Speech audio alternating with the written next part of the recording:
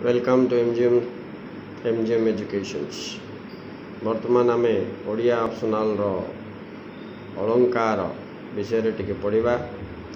एठारे उपमा अलंकार संज्ञा तथा यह संपर्कीय विषय वस्तु को अध्ययन कर संज्ञा निर्देश करी उदाहरण माध्यम रे बुझाई लेख बोली जदि आसो तो कौन लिख संज्ञा देख पिला माने समान धर्म विशिष्ट भिन्न भिन्न जातीय वस्तुर सादृश्य कथित हेले ताकू उपमा अलंकार कहा जाए। उपमा अलंकार एक अर्थ अलंकार अटे। आर चार्टा अंग अच्छी पिला माने मन रखिथिब। एक उपमेय, दुई उपमान, तीन उपमा वाचक शब्द, चारि होची साधारण धर्म। चार्टा अंग।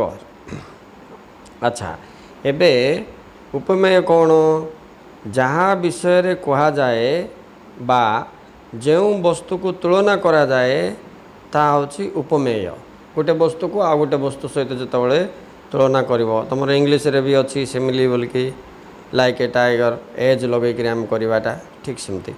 उपमान कौन जहाँ सहित उपमेय को तुलना करा जाए मनीष को धरन तुम आ गोटे वस्तु सहित तुलना कर जहाँ सहित तुलना करा जाए ताकू उपमान कहा जाए। उपमान वाचक शब्द बोली मध्य कहा जाए।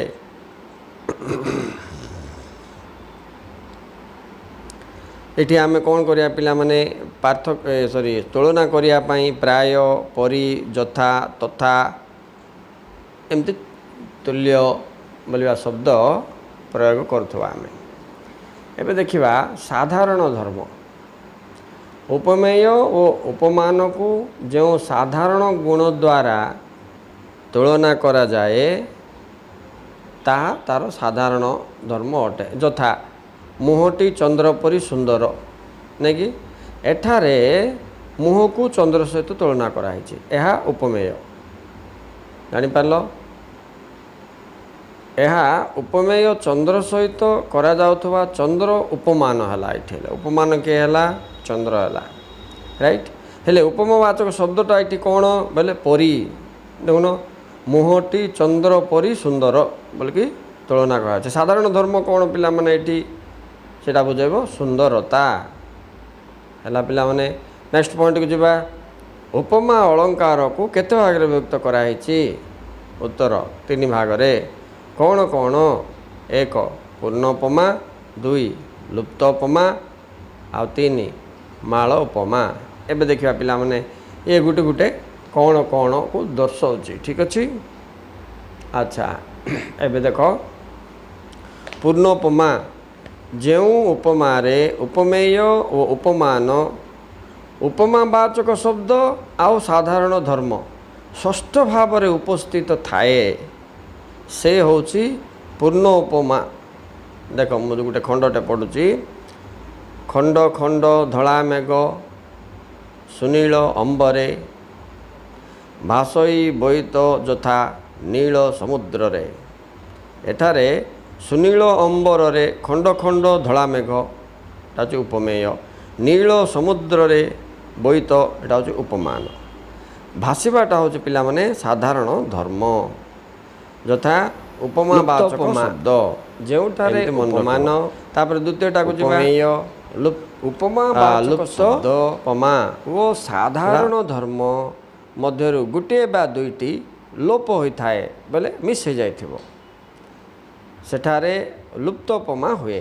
जेमती कि देख पिला माने गोटे खंडटे मु पढ़ुची। अदृश्य सम फूल भितरे बास स्वस्तिक र नथाए नामे प्रयास। एठारे सोम फूल बोलवाटा होची उपमेय, स्वात्विक बोलवाटा होची उपमान, मोहनीयता होची तार साधारण धर्म। उपमावाचक शब्द लुप्त थिबारो याको लुप्त उपमा बोली कहा जाए।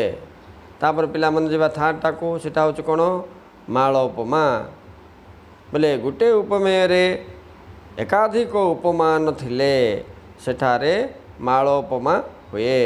उदाहरण देख पिला पिला माने मिसी जाए यथा ପ୍ରଭାତି ତାରା ରବି କିରଣେ ମିଶିଯାଏ ଯଥା ଜୀବାତ୍ମା ପରମାତ୍ମା ଚରଣେ ମିଶିଯାଏ ଯଥା ଚପଳା ନୀଳ ଜଳଦ ଅଙ୍ଗେ ମିଶିଗଲା ତଥା ଅବଳା ସେହି ନୀଳ ତରଙ୍ଗେ।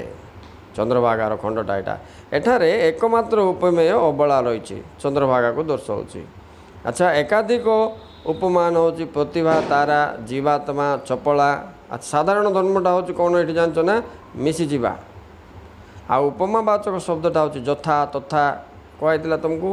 ତେଣୁ ଏହା ମାଳ ଉପମା ବୋଲି କୁହାଯାଉଛି। କାହିଁକି ନା ଗୋଟିଏ ଉପମେୟରେ ଏକାଧିକ ଉପମାନ ଥିଲେ ବୋଲେ ଏଇଠି ଅଛି, ତେଣୁ ଏଟାକୁ ମାଳ ଉପମାନ ବୋଲିକିରି କୁହାଯାଉଛି। ଏଠାରେ ଦେଖ ତୁମେ ଉପମାବାଚକ ଶବ୍ଦ କ'ଣ ହେଲା, ଯଥା ତଥା ଏଠି ପ୍ରୟୋଗ ହୋଇଛି। ବୁଝିପାରିଲ? ଏହି ହିସାବରେ ଆମେ ଏବେ ଦେଖିଲେ କ'ଣ ଉପମା ଅଳଙ୍କାର ଇମ୍ପୋର୍ଟାଣ୍ଟ ପିଲାମାନେ।